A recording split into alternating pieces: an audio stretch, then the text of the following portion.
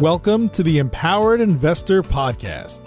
Have you ever felt overwhelmed by the sheer volume of choices and voices telling you how to plan or invest for your future?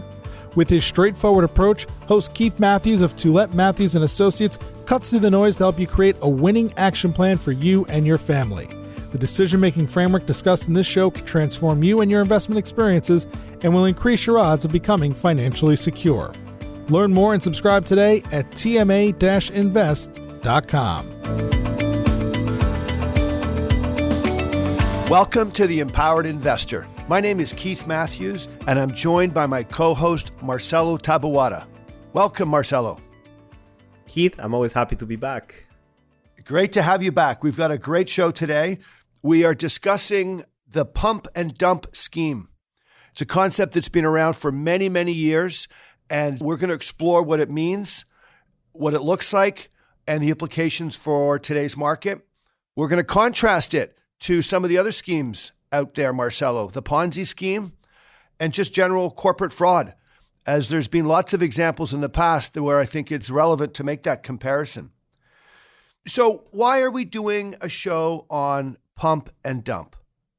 Well, I think the timing couldn't be better, Keith. You know, when we set out to do the podcast, we always wanted to educate our clients on a wide range of subjects. And I think what we're leaving now is we not only have lived through one of the most interesting times in human history, but we've also living through a period where narratives and social media and boredom and excess money are creeping into people's lives. And we're seeing a lot of the behaviors that we see in those things that you mentioned, especially the pump and dump. We're seeing a lot of the narratives creep in and hurting a lot of people financially. So I think it's super relevant to do this subject. Okay, so I agree with you 100%. So let's start from the basics here. Let's define the pump and dump. Where does the pump mean and what does the dump mean? What does it refer to? And give us some classic examples. Right. That's a great question. I'm going to go with the formal definition here. So the one thing for people to remember is when you have a pump and dump, there's two sides. There's two parts of it. So the first part is the promoters. You have a promoter or a person, which we can call the perpetrator. He's trying to boost the stock with false or misleading statements about the company he's trying to pump. Then he acquires a lot of shares in the said company or share. And once the stock has been pumped, he moves into the second part. The second part is he starts to seek the profits, where he starts offloading the share. So he dumps the share into the market. So the first part, he pumps it via narrative or false claims. Second part is he pumps the stock or sells it, offloads it to the market or the other people who are now buying the security. Now, these schemes used to happen over the phone, and now they're happening in internet forums, things like Reddit and Yahoo forums and that type of thing. Well, we'll save the Reddit and Yahoo till the end of the show, Marcelo. Right. Because we're still not 100% sure that we can formally state that that's what's going on. But let's talk about the classic pump and dump scenarios that you just described. Can you give us an example? Right. So I think everybody's what? Did you watch the Wolf of Wall Street? I sure did. Okay, so that's a great movie, fantastic movie. So that's the most famous and clearest example of a pump and dump, right? And I couldn't forget this scene where the guy gets on the phone, Jordan Belfort, which is played by Leo DiCaprio. He gets on the phone and he starts trying to sell this technology stock to a person. And he's going on about how cutting edge their technology and avant-garde and frontier breaking this stock is going to be. And then as he's describing the stock, they show the actual company. And it's like this like rotten shack in the backwoods, just with the quick banner of the company. And the whole fraud in that company was exactly that. Like, these guys would get on the phone, they would buy the security, and then they would get on the phones trying to pump the stock and trying to offload it into the market. And once that happens and the fraud is uncovered, like, the stocks go down. But by this time, they've already sold their shares and made their money. Yeah. And to be clear, it is a fraudulent activity. Oh, yeah. 100%. It is against the law. Security regulators look for this. They look for this type of manipulation. and then they pursue with criminal activity. So usually what does happen with these types of maneuvers is that somebody is buying typically a penny stock, buying a stock that trades at less than $1, buying a lot of the penny stock, a lot of it, then moving to the promotion stage, then promoting it with typically false information or just simply promoting and pushing and encouraging people to push the stock higher and higher and higher and higher. And then they sell the stock. And then those that had bought the stock have no other future buyers thereafter and the stock dumps. Right, exactly. So a great example of this was also concepts called boiler rooms. And boiler rooms were notorious in the 1990s, in particular in Canada, actually. Boiler room were groups of individuals sitting in a sort of a hot, everybody's together, tight, confined environment, making phone calls out to individuals and trying to get them to buy these securities after they had acquired them first. And they used to always target, it was often junior mining stocks, junior gold stocks, and they would promote that. And they would even go to the extent of some of the funniest stories I've seen or heard of was when they call a person up, they target an individual, they call the person up, and they leave a false message on their answer machine. Something like, "Hey, Mrs. Smith, I wanted to get back to you on this incredible stock opportunity." Of course, it's not Mrs. Smith that's getting the message. "You've got to buy this. It's going to go up. It's going to go up 10 times. Go borrow money. Do whatever you can. You must get into this." So then the other person, the not Mrs. Smith, listens to the phone call and is enticed by it and then calls up the promoter and finds themselves buying into it. So these were some stories that were not stories. These were some truths about these boiler room operations. So this pump and dump is an illegal activity. It's something that we see. It is different from other schemes that we will just define briefly for the show. It's different from a Ponzi scheme, though. So, Marcel, how is it different? Like, what's a Ponzi scheme? Let's spend a few minutes on that and a few minutes on corporate fraud.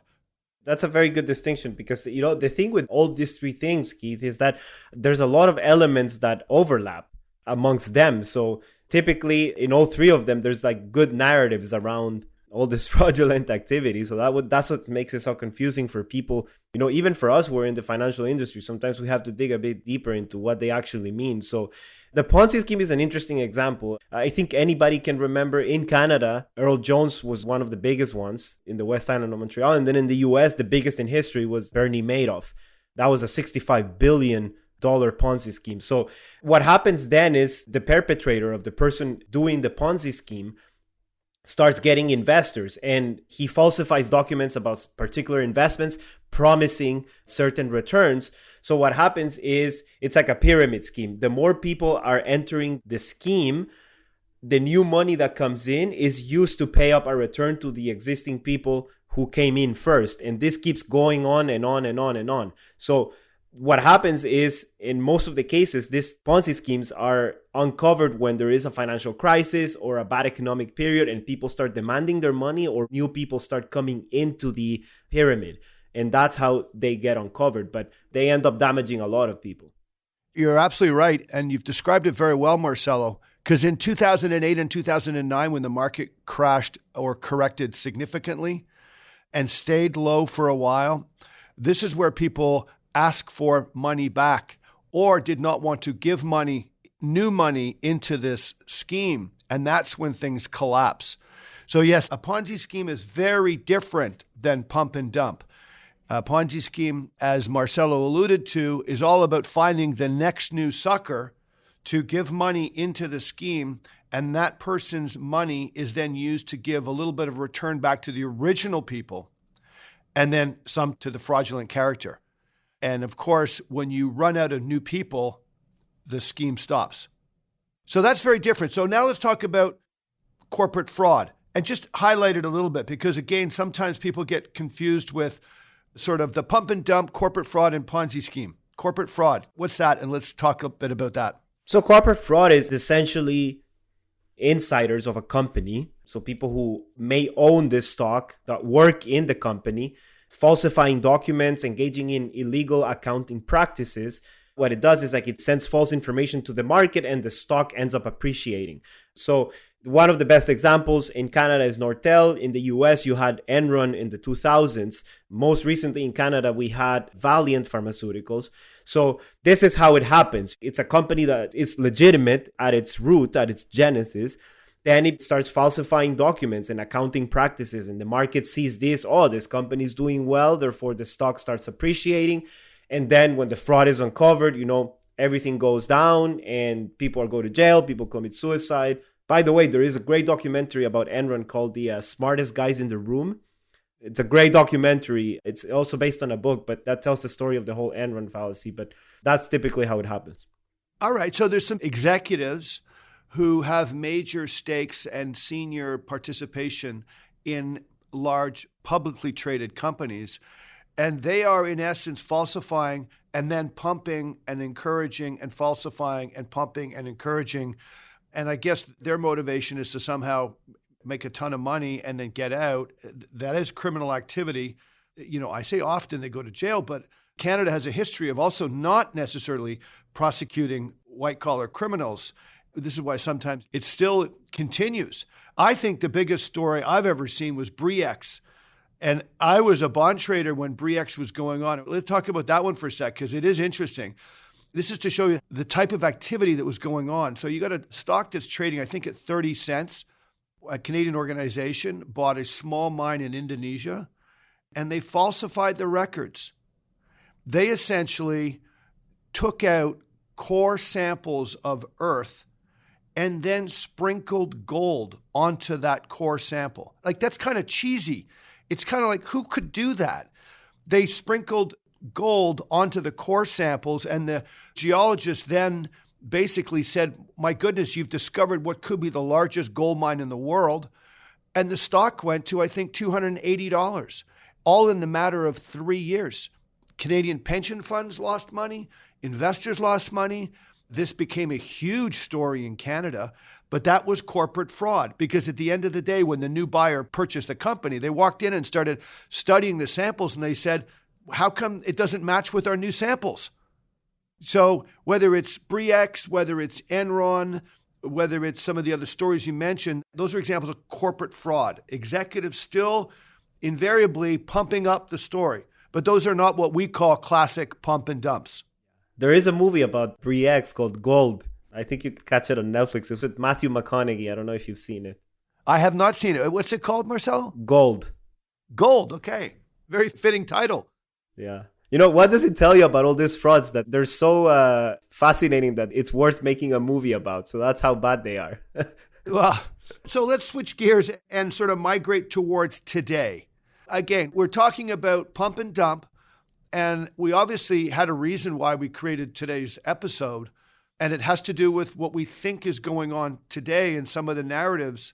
And things are murky because it's really hard to determine, are people pumping? Is there any illegal activity? What's going on in the social platforms? Like, what's your sense, Marcelo? Yeah, my sense, is like I alluded at the beginning.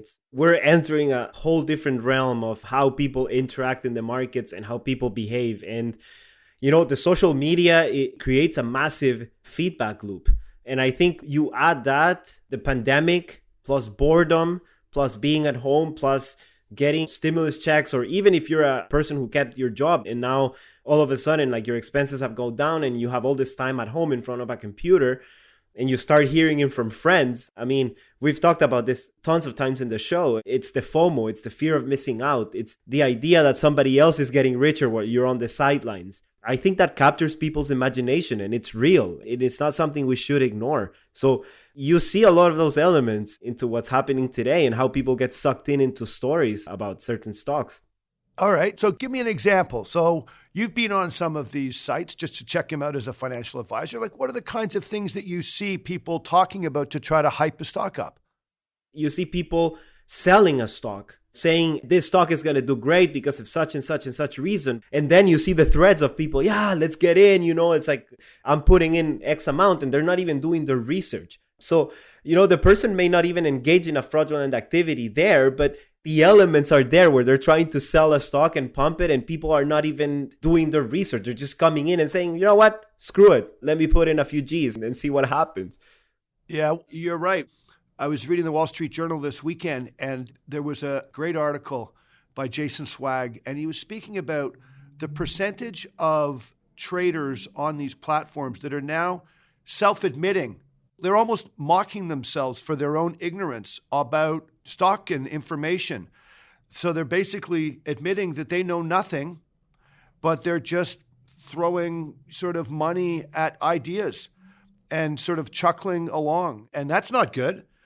But these types of individuals that are just doing that, could they end up being victims, do you think, of these kinds of flows of pumps and people pushing things forward? What do you think, Marcelo? Well, listen, I think we can't generalize here. And I'm sure a lot of people are putting a small part of their net worth into this type of behavior, even though we don't condone it. But I think the real tragedy here is like if you're a student or a person just entering and learning how to be engaged in the market, the real tragedy is that this person is coming in and learning how to do these things and being sucked into these things. And now his whole perception and cognitive ability towards the market is being almost damaged from this first experience and first exposure to the market. And I think that's the real danger here. And a lot of people who are young, may have student debts and not even a strong financial footing, and they're like throwing $2,000, $3,000 that they don't have into this type of stocks. And that it could even put them more in a hole, I guess. Yeah, you know what? You raise an excellent point. And we have a lot of clients whose young adult kids are now investing. And you're absolutely right. These are not the right lessons. This is not the right environment. It reminds me when I went to change my phone at TELUS, maybe about a month ago. I'm sitting with the TELUS rep, super nice guy. And usually I don't have great things to talk about sort of the telecommunication industry, but it was great. A great experience. He was very helpful. We were both doing the social distancing, both wearing masks. And he asked me what I did for a living. And I said, I work at a firm. We manage investments. So we do planning. And he says, oh, yeah, I'm an investor too. And I said, well, where do you invest? And he said, well, I'm at Wealthsimple. And I said to myself, great, wonderful. You've bought their diversified portfolio, right? And he says, absolutely not. No, I'm picking a bunch of securities. I go, what are you picking? And he listed off 4 companies. I go, how are they doing? He goes, I'm losing on every single one of them. I go, well, what did you buy them for? Well, my brother-in-law told me to. And we went on for 10 minutes. In the end, here's a young guy. He's maybe 25, 26. He's studying. He's a student. And he's losing money because he's throwing money and he's not following the ideas. He's not doing any research.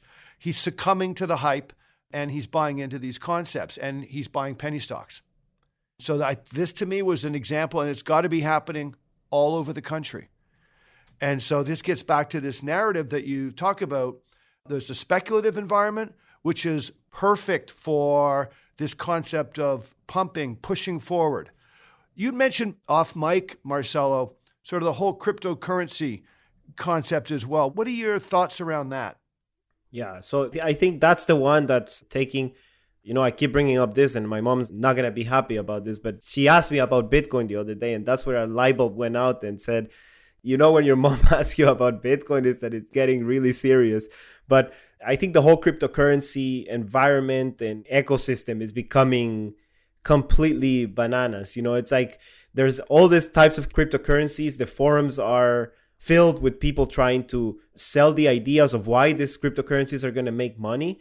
And I see the appeal of some cryptocurrencies, especially on the technological aspect of them and the use it could have for a lot of industries. But as an investment, I see some narratives that are very dangerous. Like when you hear things that this type of cryptocurrency will take over the world and it'll be the currency of the future, that sounds a bit grandiose to me. And if you get sucked into a narrative like that, it could be dangerous, because now if you're convinced that this is going to be the next great thing, you may be tempted of saying, why would I be in a diversified portfolio and wait all this long to cash in where I can do it now in the next few years? So I think that's the dangerous thing. Well, yeah, and I agree with you. But I also think it's a great example of groupthink when the entire group is pumping up something. And I'm talking pumping up. The entire group of individuals will be telling absolutely everybody they know that they have to buy this. That's like a mass group. And when you get that group on the internet, whether it's cryptocurrency, whether it's a game stock, whether it's other types of examples out there, you get a lot of people promoting, pumping. But one of the interesting things is, I don't even know if you can consider that a criminal activity. I don't think so. There's a very, very subtle line between somebody coming in a forum and saying, you know what, I think this stock is going to do well, and he's trying to pump it and engage in an illegal activity, as opposed to somebody just out of fun saying, hey guys, there's this stock that I think is going to do well, and let's give it a try. And then everybody just jumping in, you know. From a legal standpoint, how do you prove that a person has fraud intent? This is where it gets tricky. Yep, I agree. So let's look to wrap up here. One of the things I liked about this show, it's short, it's sweet. What we've tried to do is highlight some of these activities, specifically pump and dump, why it's a bit different than some of the other schemes that we've seen. The reality of it is all these schemes have been around for decades. They're not going anywhere. So you have to be mindful. You have to be diligent. You have to stay on top of things. What are your takeaways, Marcelo? Look, I have two, if you allow me. I think the first one is the old adage that if it's too good to be true, it probably is. I think is 100% true, especially in the financial world. And then it's going to sound a bit self-serving, but I think the value of having a financial advisor, and, you know, if I didn't believe this, I wouldn't dedicate my life to this, right? But I think we put the guardrails. We don't allow people to fall for these things, and we put the protection guards. And this is something that it's hard to quantify, but it is so important. It is so important. You know what? You are so right, Marcelo. That's a very wise comment. That's an amazing comment, Marcel, because when you were saying that, I was thinking about that's what we've done. We have never let a client get involved in this stuff, ever. And so I think that's great. What I would add gets back to stay diversified. Well, obviously, that's what we believe in. That's our belief system. Multiple asset classes. If you are going to buy an individual company, do the research. Do your research. Don't take shortcuts. If you take shortcuts, especially in hyped up environments, you may regret that decision. So do your research. So listen, Marcel, thank you so much. That was a great show. It was great to have you back. I look forward to our next episode together, and to our listeners, stay well, and we'll see you next time. Thank you. Thank you, everybody. You've been listening to the Empowered Investor Podcast, hosted by Keith Matthews. Please visit tma-invest.com to subscribe to this podcast, learn more about how his firm helps Canadian investors, or to request a complimentary copy of The Empowered Investor. Investments and investing strategies should be evaluated based on your own objectives. Listeners of this podcast should use their best judgment and consult a financial expert prior to making any investment decisions based on the information found in this podcast.